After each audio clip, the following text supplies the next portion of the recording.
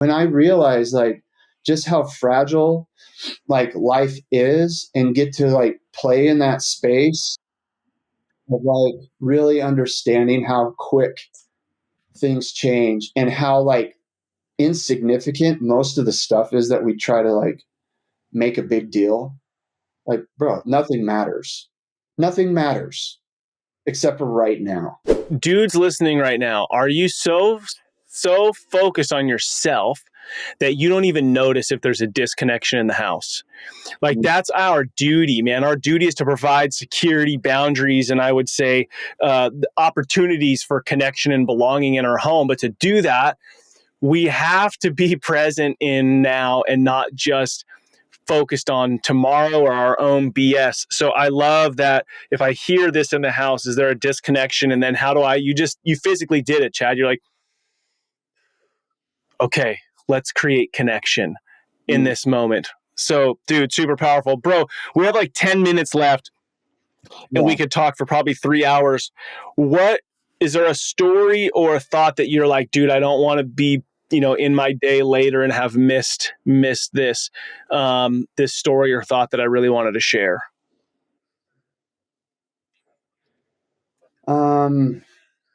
Yeah, man. We were talking about it a little bit before before we started, but like, I think there's a lot of men who are probably feeling inadequate, unworthy, and ashamed about their role in the family and their role in their job and their role in their marriage and their role as a father. And like, I just want to like give like a virtual hug and tell you a story about like a time where I felt like I had a wish, like this wish of like, I felt so uncut out as a dad, like even after the passing of my daughter, right? I was still drinking the Kool-Aid I would go, like, it was amazing for like 18 months or 2 years. And then I got back into this old mindset of like, is marriage for me? Like, what am I doing? Like, and like, I was back in it. And like, there's a part of me that just kind of wished secretly, like, maybe this could just like start over. And I don't know, does that mean a divorce? I don't know, man. Like, and I was just like in this place. And like, dude, everything changed for me like so fast because I think once we have a, what is it? Like definite purpose in how we are living, the universe immediately starts to rearrange itself and test you and say, okay, wise guy, you say you want to be, you want to know what it's like to be single. Yeah. So you want to know what it's like to be alone now? I'm going to give you a taste of what that's like. And so for me, what that looked like was sitting right here in this space. My wife and I were essentially bickering about some kind of school transportation of some kind of like who's going to do what. This is 9 days after my fifth baby Dax. And we were just talking and discussing how this logistical thing was going to happen. Anyway, I hear from the other side of the phone, hey, my heart hurts. And she's in the master bedroom across the house. And I'm just working. And I'm like, what? And she's like, my heart hurts. And I drop my phone right away and I go into the bedroom and she's very uncomfortable. Long story short. Now, I don't even know if I can say long story short because that's just my segue.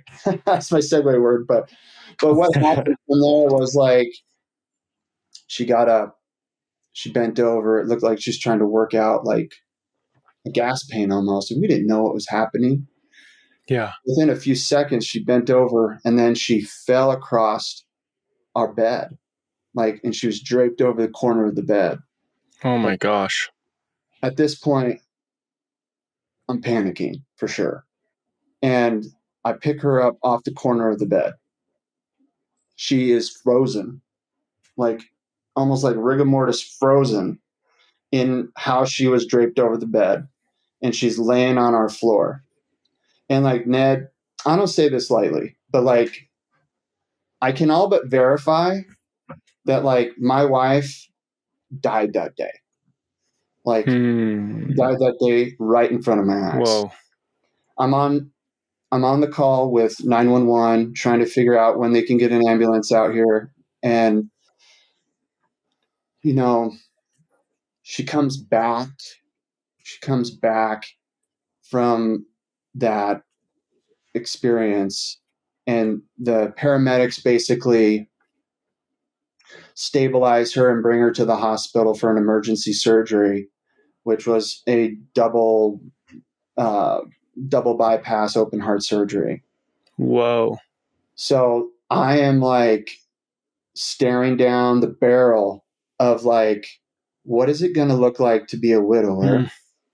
What is it going to look like to raise these kids alone? And what is it going to look like to raise a baby infant that's 9 days old from here on out? And then for My the next gosh. 2.5 weeks, basically, I got my dose of all of it, because her mortality rate with this type of heart attack is like 30%. 30%. So I'm living this nightmare that I thought I wanted. Mm-hmm. And dude, I didn't want it. Like, I was like, oh, not this way. No, not this way. You know, like, I don't want it that way. And then it like basically, so many takeaways from that experience, Ned, but basically like I walked away once she came back home. Life was very different. Obviously, like, you know, when you're having to take care of a baby, like she couldn't hold the baby. Right. Like there was a weight limit, 10 pounds. He was already 10 pounds, you know? So it's like she had to live in a tube essentially and not extend her arms too far and all this stuff. But like it took weeks and weeks and weeks for her to recover. And like, thank God, literally, like, thank God she's recovered and she made it. And now I get to look backwards with my lens and I get to assign value to all of that and say, you know, when you say, Chad, are you grateful for your marriage? Now I get to say I am grateful. Yeah. And I mean it. Like, and I really mean it. And that doesn't mean that everything's healed and better. But dude, they're better than they ever have been. Yeah. Like things are way good. You know, like when I realize like just how fragile like life is and get to like play in that space of like really understanding how quick things change and how like insignificant most of the stuff is that we try to like make a big deal. Yeah, Like, that's such a good statement. It's crazy. bro, nothing matters. Nothing matters except for right now.